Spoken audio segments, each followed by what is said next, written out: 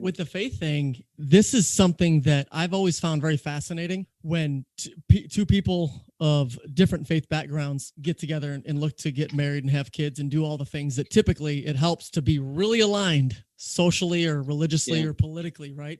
It's even more so when the people are devout either way. If they're both devout and they like that, that's usually a different story. But with you guys and your story, I'd love for you to share because you guys both came from under what the world would consider both Christian denominations, right? But markedly different philosophies on that. Yeah.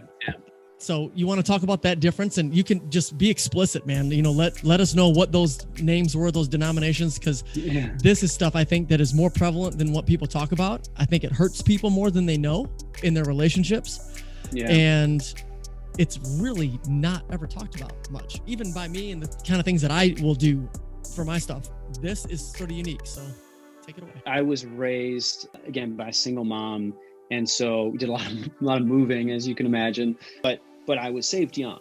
And I remember that point in time. And it wasn't until as somebody who's walked with the Lord for a certain time now, that I could look back and I can see what happened to me in that moment. For those who don't know that word, what do you mean by when you say you were saved young? Because I don't think that's something that people have never heard, but I also don't know how many people understand that word and what it means. It's not a philosophy, right? It's not just an idea. It's not a life idea, but it's actually, a personal savior, an actual experience where it says that you're brought from death into life.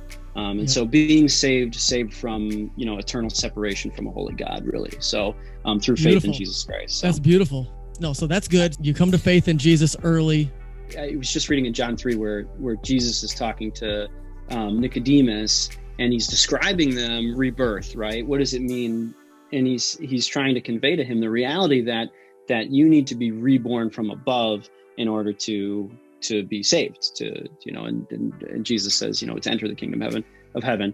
And then he's describing that process, and he describes it as the wind blowing, right?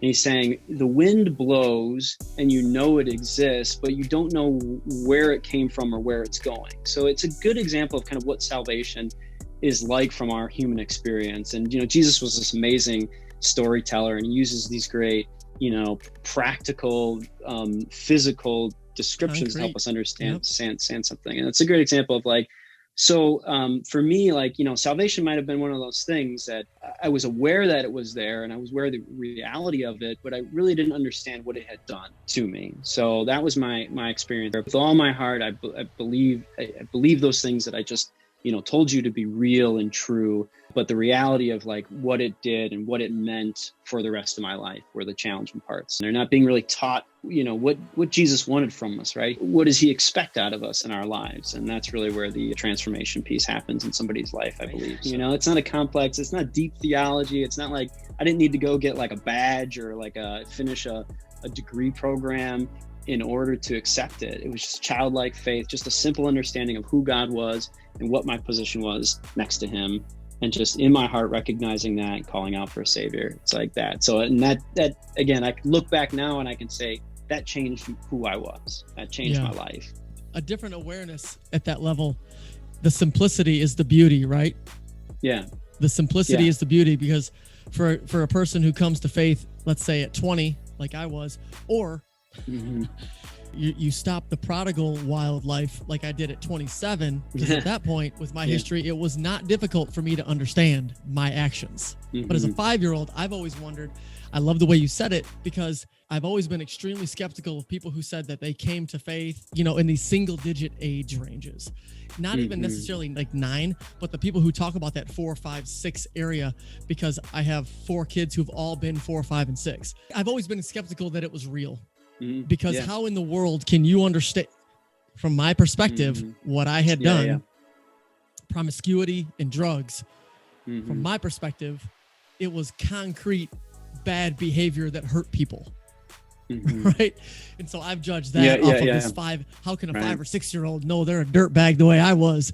And the way you said it was very nice. So my wife was raised Mormon. She didn't have a personal relationship. Her faith wasn't based on a personal relationship with Jesus as her savior, or as the one that brought her into a personal relationship with God, right? So I just know that was her experience, and she would describe it very much the same way. When we were dating, we're both just lost in an eternal perspective. I mean, just sort of like as far as how we were living our lives. And faith was one of those things because it was important to me, and it was important to her too. Like, I know my wife's heart now, and I know that she always is. She was never somebody that had enmity towards God. That was like, was just like, I'm not messing with that stuff. She always had a place for God in her heart, and she's beautiful. I mean, I credit her with a lot of growth in my faith. Has been just like, well, I got to be able to lead this beautiful, God-fearing woman, and so just really stepping up to that plate and having God call me to that. But we were at different points, in our spiritual lives, in our relationship.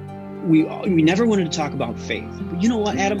Everybody cares when we just like get to talk about ourselves and our experience and what God's done in our lives.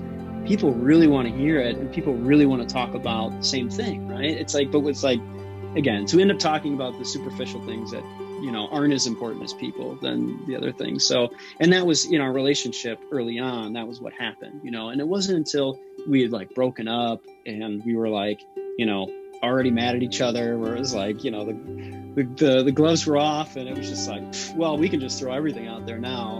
And that's the thing that really opened up the conversation. And what we found when we just had the conversation with each other was that we both had this same heart, right? And I credit the grace of God for what He's done in our lives. But that was there for both of us, right? And just sitting down and having that conversation again, I can point to that moment, Adam, and I can say my life changed at that point. God got involved at that point when He had two people's hearts that said, I just want to know who you are, right? And that was it. From there, like, God just took off.